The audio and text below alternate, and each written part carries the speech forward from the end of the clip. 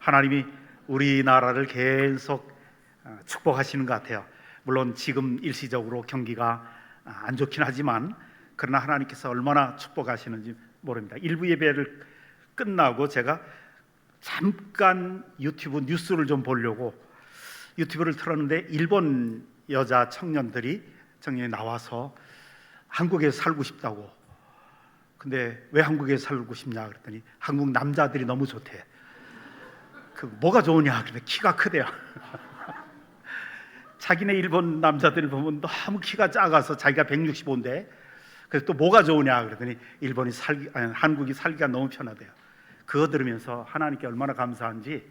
물론 국뽕에 가득 찬 유튜브긴 하지만 우리 세대 때는 일본 물건 하면 제일 좋고 일본이 잘 사는 나라고 그냥 일본을 우러러보기도 했고 그랬는데 미워하면서도 애증관계가 있었던, 지금은 일본이 우리를 그렇게 좋게 보고 한국 남자들을 그렇게 좋아한다 보니까 얼마나 좋은지요. 또 키가 크고 그렇다니까 매너가 있고 막 그렇다니까 굉장히 좋은데 일부 예배 끝나고 원로 목사님과 식사를 하고 엘리베이터를 타고 사무실로 올라오는데 1층에서 여청년들 둘이 타요. 그래서 늘씬하고 키도 좋고 그래서 청년들이 참 일찍 나와서 봉사하는구나 싶어서 제가 그래도 좀 여자들한테는 나이를 좀 낮추어서 물어보는 게 예의일 것 같아서 고등부? 그랬더니 아니요 중등부인데요. 중등부 학생들이 중등부 예배를 드리려고 가는데 청년들 같았어. 제 눈에 보기에는 우리 세대보다 키도 얼마나 큰지 다들 전체 민족적으로 잘 살게 되고 그러니까 키도 크고 늘씬하고 우리 하나님이 한국을 축복하시는데 계속 축복해 줄 것 같아요. 그래서 하나님께서 우리나라를 계속 축복해 주실 줄로 믿습니다. 아멘 하신 분들은 개인적으로도 축복받게 될 것입니다. 그래요. 제가 아프리카 선교할 때 좀 오래된 얘기지만 선교하다가 한국에 나와서 여러 교회들, 후원하는 교회들을 돌아다니면서 선교 보고를 한 적이 있었습니다. 그때 보고하러 다니던 교회가 여러 교회여서 제 가까운 지인의 차를 빌려 타고 제가 그 드라이브 하면서 운전하면서 예배 인도하러 다녔습니다. 근데 어느 주일날 밤이었는데 강북에서 서울 강남 서초동에 있는 어떤 교회에서 예배 인도 하기 때문에 강남으로 넘어가는 동호대교를 타고 동호대교를 타서 넘어가서 쭉 비탈길로 내려가서 이제 그 신호등 앞에 섰습니다. 횡단보도 앞에 서서 사람들이 지나가고 있는데 갑자기 뒤에서 동호대교에서 또 같이 넘어오던 차량이, 내 뒤에 있는 차량이 전속력 속도를 안 줄이고 저를 그냥 확 받아버렸어요. 꽝 소리 나는데 깜짝 놀랐어요. 그런데 몸은 멀쩡해요. 그래서 보니까 차 뒤에 남의 차인데 막 다 찌그러졌어요. 저는 괜찮고 혼자 몰았으니까 그 몰던 사람이 누군가 그랬더니 젊은 부부더라고요. 아기 하나 데리고 있는데 먼저 아기가 걱정이 돼서 괜찮냐고 그랬더니 괜찮대요. 그쪽에서 위로해야 되는데 내가 가서 위로하게 되더라고요. 목사가 되니까. 그래서 시간은 없고 교통사고 처리할 시간은 없고 빨리 가서 예배 인도 해야 되기 때문에 몸은 멀쩡하고 그래서 앞으로 좀 조심하시오. 그리고 이제 저는 예배 인도하러 갔습니다. 그때 무슨 생각이 들었냐면 아직도 생생하게 그 마음이 제 속에 있어요. 지금까지 그 사건 하나를, 자동차 사고를 당했는데 무사했거든요. 근데 지금까지 살아오는 동안에 내가 몰라서 그랬지, 나 자신도 모르는 사이에 얼마나 많은 위험과 사고와 재앙과 위기가 나에게 닥쳐왔는데 하나님이 여태까지 나를 보호하셨고 내가 몰라서 그거를 감사하지 못했지 얼마나 많은 사고들이 있었을 것인가. 근데 하나님이 다 지켜주셨던 것 같아요. 하나님의 은혜가 아니면 한순간도 살아갈 수가 없겠구나 하는 걸 느꼈습니다. 여러분들 한 주간 동안 여러분들의 삶 속에서, 일터에서 하나님께서 여러분들도 깨닫지 못하는 사이에 여러분들을 보호하시고 아주 구석까지 세밀하게 은혜 베푸셔서 이번 한 주간도 살아오신 줄로 믿습니다. 그리고 이 시간에 하나님 성전에 나와서 하나님 앞에 예배드리면서 고갈됐던 우리 영혼의 재충전하는 시간 하나님이 주신 것, 우리 다 감사하는 그런 은혜 있는 성도들이 되시기를 바랍니다. 사실 생각해 보면 우리가 미처 깨닫지는 못하지만 너무 많은 하나님의 보호하심과 은혜 속에서 우리는 살아가고 있습니다. 근데 사실 생각을 해보면 이 세상의 모든 사람들이 하나님의 은혜로 살아가고 있습니다. 하나님의 은혜는 성경은 크게 두 가지로 우리에게 가르칩니다. 일반 은혜, 또 하나는 특별 은혜라고 성경은 가르칩니다. 일반 은혜와 특별 은혜. 일반 은혜란 예수를 믿든지 안 믿든지 그것과는 상관없이 하나님이 모든 사람들에게 행복을 주시기 위해서 허락하시는 하나님의 은혜입니다. 예를 들면 예수 믿든지 안 믿든지 결혼해서 아들, 딸 잘 낳고 잘 사는 거, 이건 신앙과 관계없는 거예요. 예수 믿든지 안 믿든지 출세하고 또 뭐 아들이 서울대학 가고 좋은 대학 들어가고, 이건 예수 믿든지 안 믿든지 관계없어요. 예수 믿든지 안 믿든지 자기가 열심히 노력하고 돈 벌면 부자가 되고, 또 열심히 자기 체력 관리하면 건강하고, 예수 믿든지 안 믿든지 열심히 살고 땀 흘려 노력하면 이 세상에서 성공하는 것, 그런 사람들 참 많아요. 그리스도인이 아닌 사람들도요. 예수 믿든지 안 믿든지 간에 인간의 행복을 위해서 하나님이 사람들을 택해서 지혜 주시고, 그래서 의술이 발전하게 하시고 과학이 발전하게 하시고, 그래서 인간의 삶의 질이 더 높아지게 하시고, 그래서 예수를 믿든지 안 믿든지 간에 만약에 큰 병에 걸리면, 암에 걸리면 첨단 의료 장비 갖춘 그런 좋은 병원 만나서, 좋은 의사 만나서 수술해서 나을 수 있는 것, 이건 예수를 믿든지 안 믿든지 상관없는 하나님이 우리에게 주시는 은혜입니다. 예수 믿든지 안 믿든지 악한 사람이든 선한 사람이든 하나님이 똑같이 비를 내리셔서, 또 아니면 햇빛을 다 비춰주셔서 농사도 잘 되게 하시고, 이런 것들 하나님이 주시는 일반 은혜죠. 물론 예수 믿는 사람들에게는 이 일반 은혜 속에서도 특별한 플러스 알파가 있습니다. 예를 들면 병에 걸렸는데 병원에서는 불가능하다고 그러는데 기적을 통해서 낫게 해주시는 것이라든지, 또 기도하니까 아주 좋은 만남을 가져서 그 만남의 복을 받는다든지, 또 아주 악한 악으로부터 보호받게 해주신다든지, 이건 일반 은혜 속에서 다른 사람들 다 받는 거지만 우리 그리스도인들은 기도함으로 더 플러스 알파가 있어요. 우리는 흔히 이 일반 은혜를 놓고 기도를 참 많이 합니다. 또 이루어지면 하나님 앞에 감사를 많이 하죠. 이게 참 좋은 일이에요. 근데 특별 은혜란 일반 은혜와는 다른 겁니다. 그는 예수 믿는 사람들에게만 주시는 은혜. 예를 들면 이런 겁니다. 하나님으로부터 택함 받는 거예요. 창세전부터 택함 받아요. 그리고 예수 믿게 하시고요, 모든 죄를 다 용서받게 하시고 영생을 얻게 하시고 구원받게 하시고 하나님의 자녀가 되게 하시는 은혜. 여러분 생각해 보세요. 내가 하나님의 택함 받지 않은 사람이라면 아무리 배운 거 많고 세상 지혜가 아무리 많아도 도무지 예수가 믿어지지 않아요. 저는 그런 사람 참 많이 봤어요. 참 똑똑하고 공부 많이 한 사람인데 도무지 안 믿어진다는 거예요. 예수를 영접하지를 못해요. 하나님의 자녀가 되고 천국의 백성이 되고, 이건 하나님이 주시는 특별한 은혜입니다. 여러분이 일반 은혜에 대해서도 하나님께 많이 감사해야 되지만, 특별히 믿음으로 구원받게 된 이 특별 은혜, 매주일마다 교회 나와서 예배를 통해서 재충전받고 힘을 얻어서 또 교회 안에서 천국에서 누릴 수 있는 천국의 그런 즐거움도 교회 안에서 먼저 미리 경험하게 하시고 힘을 얻어서 또 성령의 능력을 얻고 성령께서 충만하게 해주셔서 죄를 이기고 마귀를 이기고 세상을 이길 수 있게 하는 이런 특별한 은혜, 하나님의 뜻을 따라 섬길 수 있고 봉사하고 구제하면서도 행복을 느낄 수 있는 이런 은혜, 삶의 참다운 기쁨과 보람을 남들에게 구제하고 선교하고 봉사하면서 느낄 수 있도록 하는 이런 은혜, 이것은 특별한 은혜 아니면 믿음 아니면 이것을 받을 수가 없는 거죠.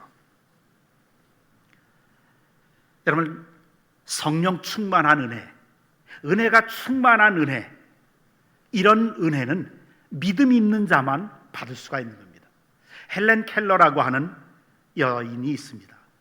삼중 장애를 평생 앓았던 사람이었죠. 태어날 때부터 눈이 보이지 않았습니다. 소경이었습니다. 귀도 들리지 않았죠. 들리지 않았으니 말을 못하게 됐습니다. 물론 나중에 하나님이 특별히 설리번이라고 하는 여선생님을 보내셔서 말을 배우게 합니다. 훈련시켜 주시죠. 그래서 말은 할 줄 알게 됐습니다. 그러나 태어날 때부터 보지 못하고 듣지 못하는 이 치명적인 장애를 가지고 평생을 살면서도 하나님의 은혜로 참 많은 훌륭한 일들을, 귀한 일들을 많이 이룩했습니다. 저술도 많이 하고요. 근데 말년에 어떤 기자가 이분에게 이렇게 물어봅니다. 당신은 앞도 못 보고 귀도 들리지 않는 이 육체적인 재앙 가운데 살면서 한평생 살아오셨는데 하나님을 원망한 적 없습니까? 이 헬렌 켈러 여사가 이렇게 웃으면서 답변합니다. 제가 하나님께로부터 받은 은혜를 헤아리고 하나님께 감사하는 것만으로도 시간이 부족한데 어찌 원망할 시간이 저에게 있겠습니까? 저는 감사하고 그 은혜 기뻐하는 것만으로도 시간이 부족한 사람입니다.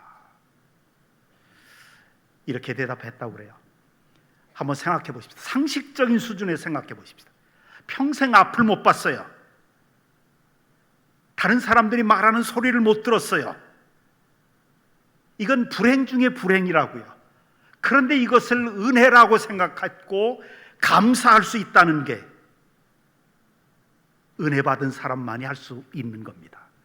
성령 충만에 은혜 받은 사람 아니면 이런 고백을 할 수가 없는 겁니다. 은혜 받은 사람은 아름다운 삶을 그래서 살 수 있게 되는 겁니다. 사도 바울은 모든 그리스도인들이, 모든 성도들이 이런 은혜를 받기를 원했습니다. 그래서 오늘 본문에 보면 나는 주께서 내 심령에 함께 계시기를 바라노니 은혜가 너희와 함께 있을지어다 그래요.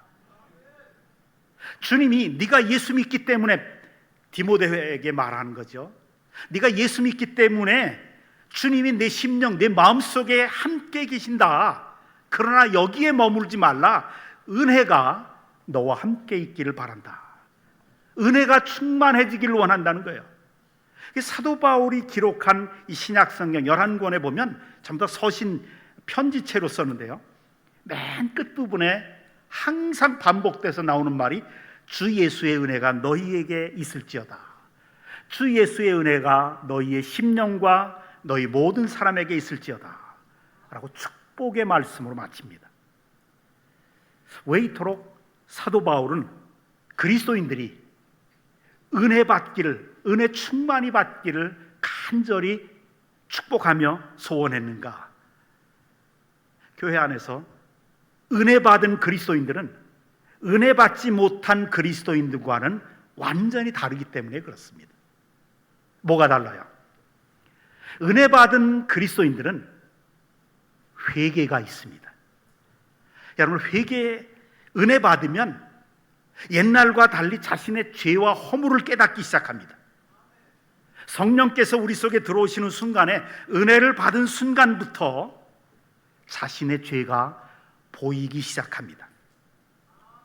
자기 자신이 얼마나 부족하고 비양심적이고 위선적이고 때로는 거짓되고 악독하고 교만한 인간인가 하는 것을 보고 깨닫기 시작을 합니다.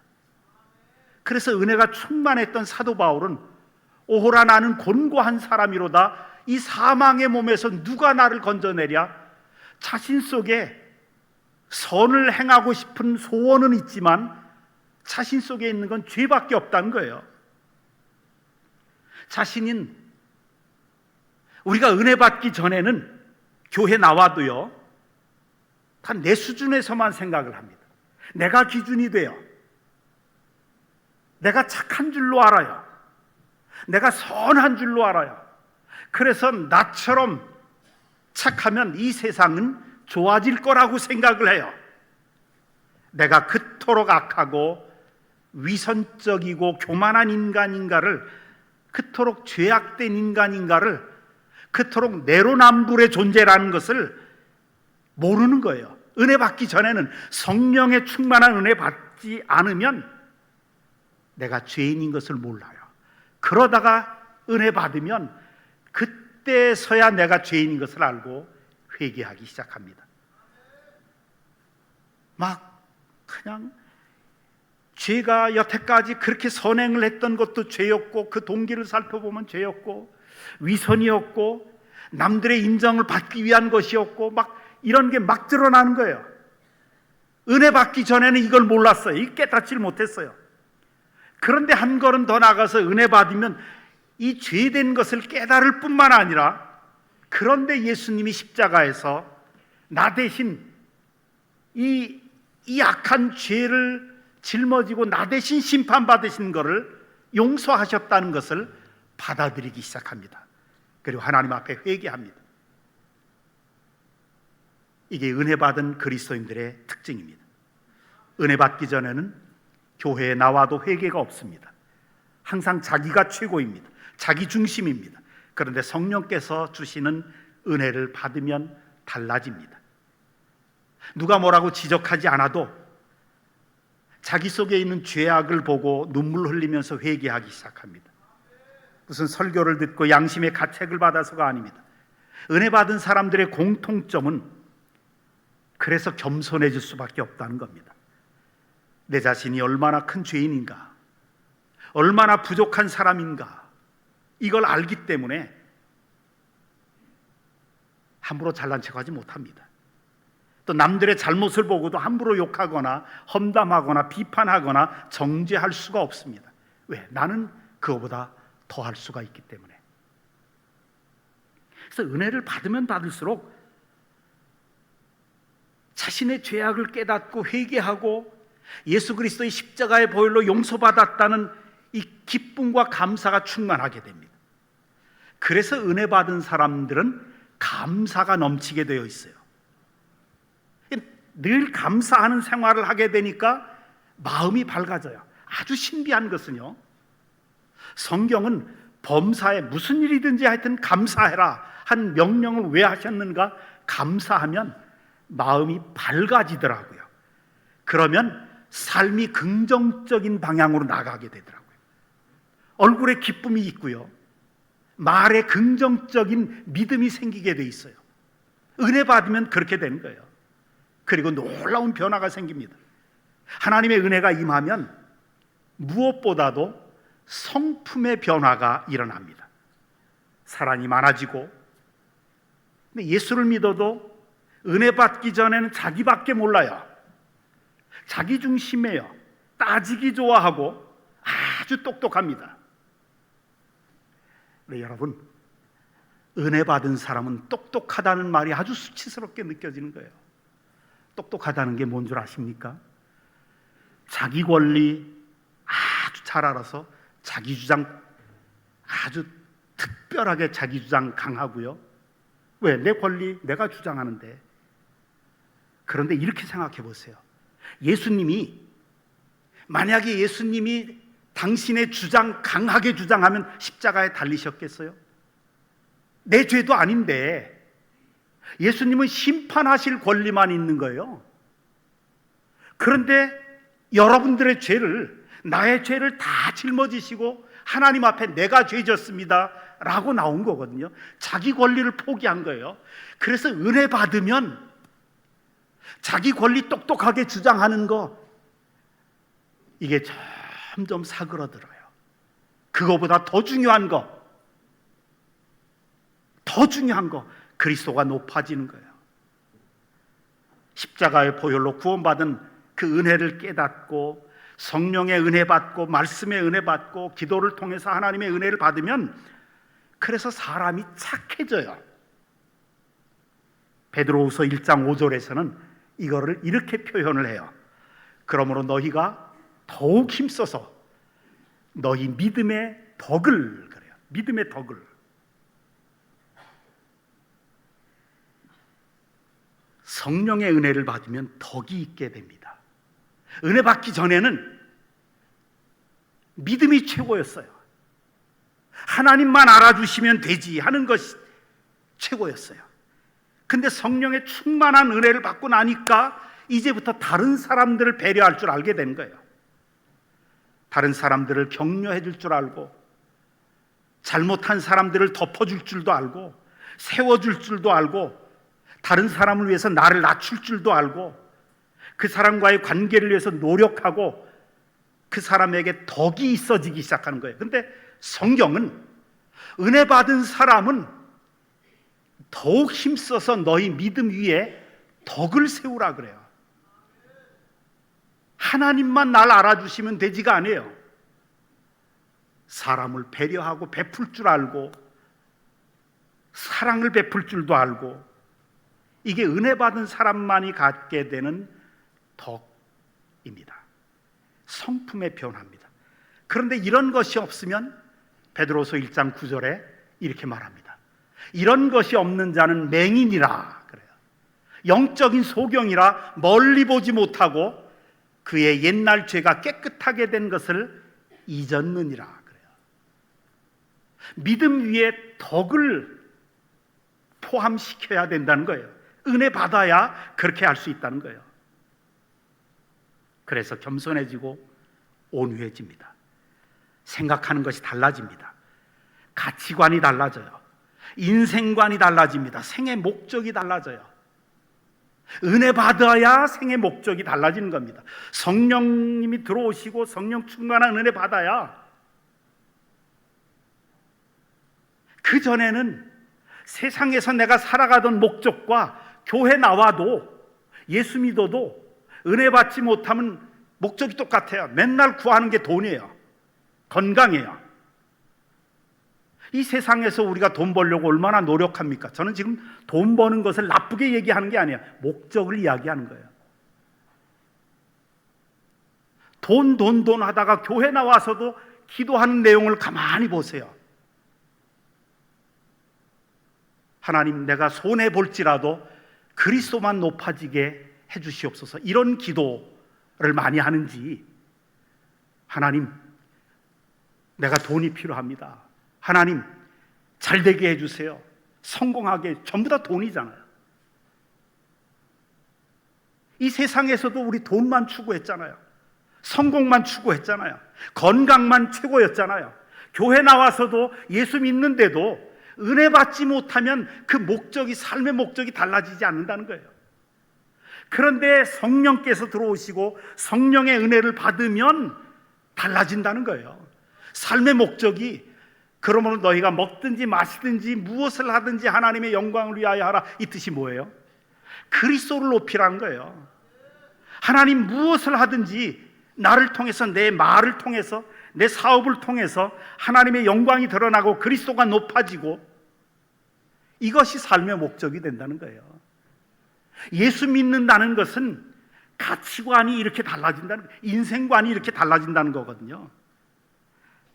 옛날에는 자신의 유익만을 구하던 것이 옛날 성품이 점점 변화돼서 남의 유익도 구하고 남을 배려하게 되고 남의 생명 같은 명예도 높여줄 줄 알고 남을 위해서 도와주는 것이 주님을 섬기는 것인가라는 사실을 깨닫게 되다 보니까 은혜 받으면 자연히 겸손하신 주님을 닮아가게 됩니다. 어떤 교회 집사님 한 분이 가게를 거듭했습니다. 그 장사하면서 한 10여 년 동안 잘 유지했습니다. 그런데 어느 날 덜컥 자기 가게 앞쪽에 큰 대형마트가 들어섰습니다. 겁이 났어요.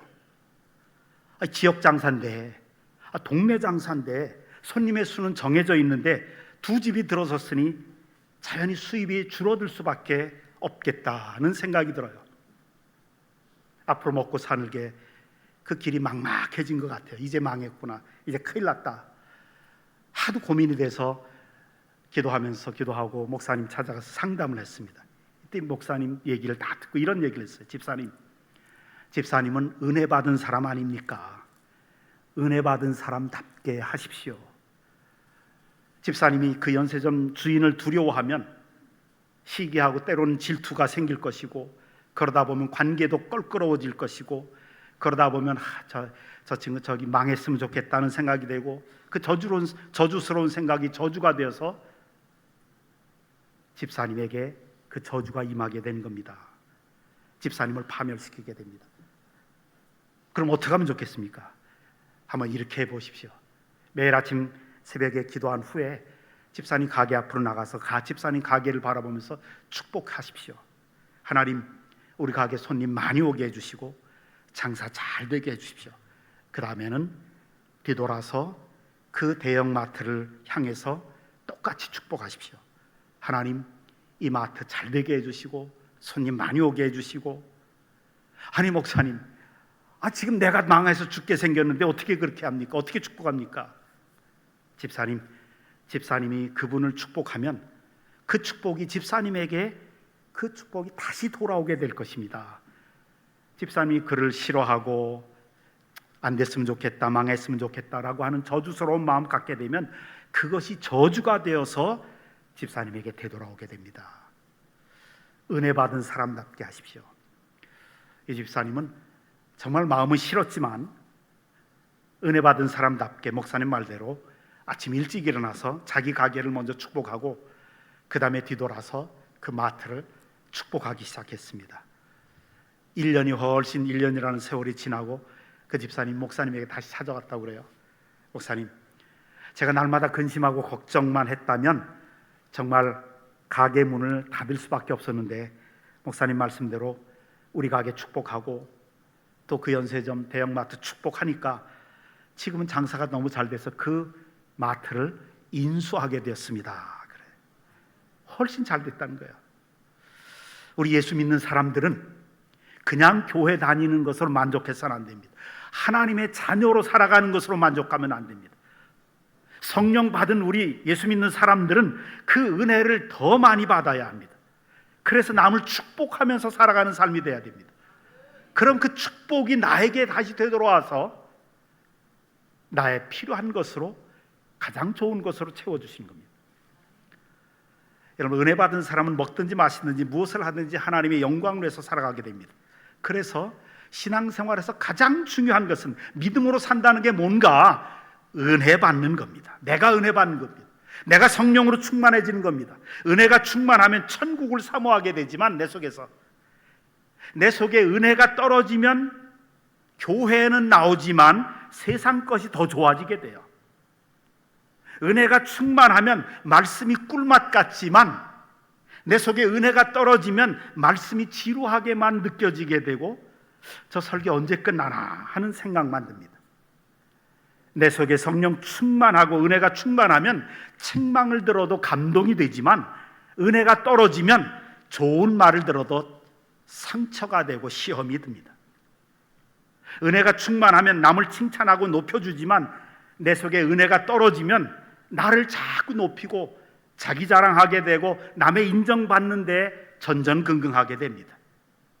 은혜가 충만하면 자신의 죄가 더 크게 보이지만 은혜가 떨어지면 남의 허물이 더 크게 보입니다. 그래서 비판의 명수가 되고 비난과 험담이 날카로워지게 됩니다. 은혜가 충만하면 고생을 해도 찬송이 나오지만 은혜가 떨어지면 편안하게 생활해도 원망이 나옵니다.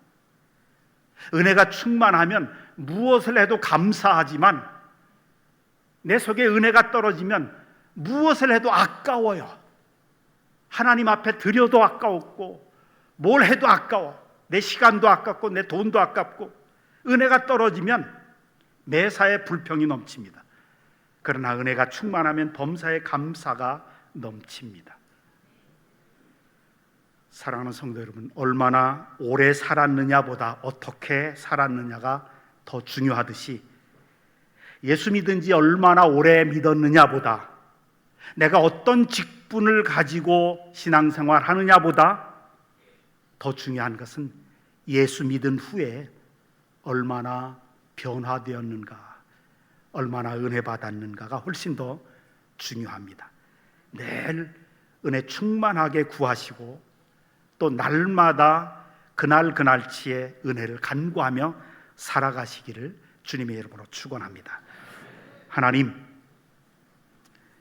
예수 믿고 하나님의 자녀가 된 거 감사한데요, 우리 속에 성령으로